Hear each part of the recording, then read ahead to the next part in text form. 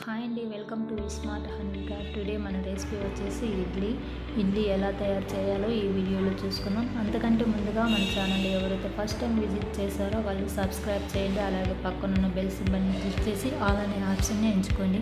అలాగే లైక్ చేయండి, షేర్ చేయండి. ఓకే, టుడే మన రెసిపీ వచ్చేసి ఇడ్లీకి కావాల్సిన ఇంగ్రీడియంట్స్ వచ్చేసి మినప్పప్పు, ఇడ్లీ రవ్వ. ఇక్కడ నేను ఒక గ్లాస్ మినప్పప్పు తీసుకున్నాను. వాష్ చేసుకొని ఒక 3-4 అవర్స్ నానబెట్టుకోవాలి. అలాగే ఒక మిక్సింగ్ జార్లో తీసుకొని అందులోకి వేసుకోవాలి. అలాగే కొద్దిగా రైసు, అలాగా చిన్న గ్లాస్తో 2 గ్లాసెస్ వాటర్ పోసినాను. మెత్తగా గ్రైండ్ చేసుకోవాలి. ఇక్కడ నేను ఇడ్లీ రవ్వ వచ్చేసి 2 గ్లాసెస్ తీసుకుంటున్నా. ఈ 2 గ్లాసెస్కి నేను ఒక గ్లాస్ మినప్పప్పు తీసుకున్నాను. ఈ ఇడ్లీ రవ్వని నీట్గా వాష్ చేసుకోవాలి.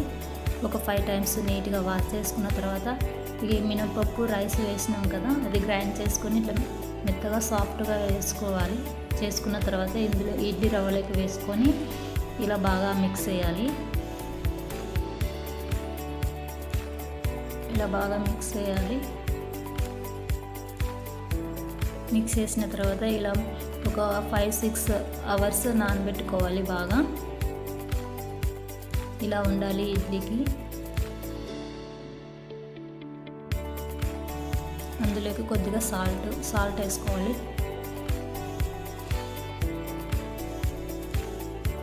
బాగా మిక్స్ చేయాలి.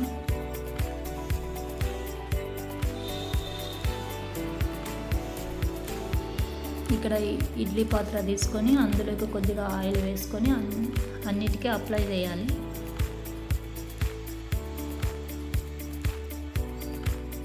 ఇలా అన్నిటికీ అప్లై చేయాలి. ఇలా అప్లై చేసుకోవాలా.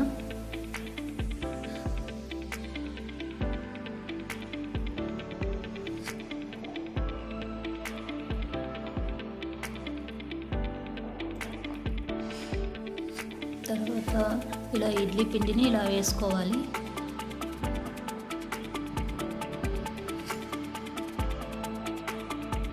ఇందులోకి మనం వంట సోడా కూడా వేసుకోవచ్చు, కాకపోతే నేను ఇక్కడ వేయలేదు.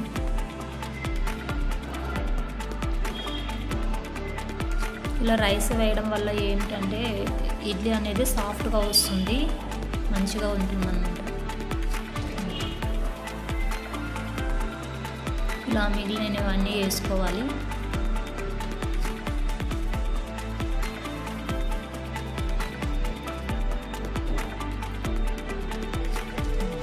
ఇలా వేసుకున్న తర్వాత ఇడ్లీ బౌల్లోకి కొన్ని వాటర్ వేసుకోవాలి. ఎంతైతే సరిపోతాయో వాటర్ అలా వేసుకోవాలి. వేసుకొని ఇలా పెట్టేసుకోవాలి.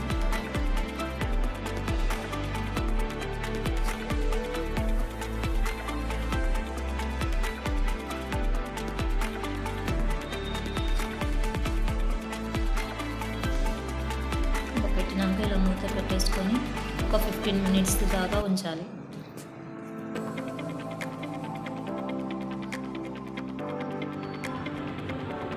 ఆఫ్టర్ 15 మినిట్స్ తర్వాత ఇలా చూసారు కదా ఎంత సాఫ్ట్గా వచ్చాయో ఇడ్లీలు.